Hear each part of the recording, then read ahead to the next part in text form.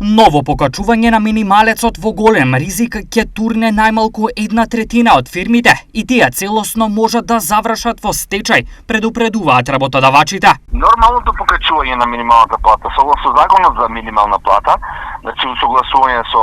инфлацијата, порасот трошци на живот и со просечна плата не би предизвикало големи проблеми во стопанството, но секое паушално зголемување надвор од овие критериуми, значи надвор од растот на продуктивноста и на инфлацијата, ќе предизвика одредени проблеми. Зошто зголемувањето на минималецот за фирмите е ризик? Секое нелогично покачување на минималната плата над нормалната предизвика најпрви демотивација на добрите работници, бидејќи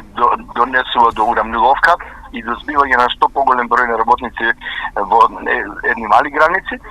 и потоа кај работодавачите се одлучува дали може да ги покачат цените на своите продукти, да може да ги исплатат зголемените плати, што значи влијае и на инфлацијата. Иако децидно се изјасни премиерот Мицкоски за евентуално нов и повисок минималец, изјави: Зголемувањето на минималецот е сложено и во овој момент нозите треба да ги пуштиме колку што ни е чергата. Опцијата останува за напролет, кога очекуваме подобри услови. Со ова не се согласуваат од синдикатот и нивните очекувања се: Ние за оние по-ранливи категории на фирми кои што се трудоинтензивни гранки, кои што можеби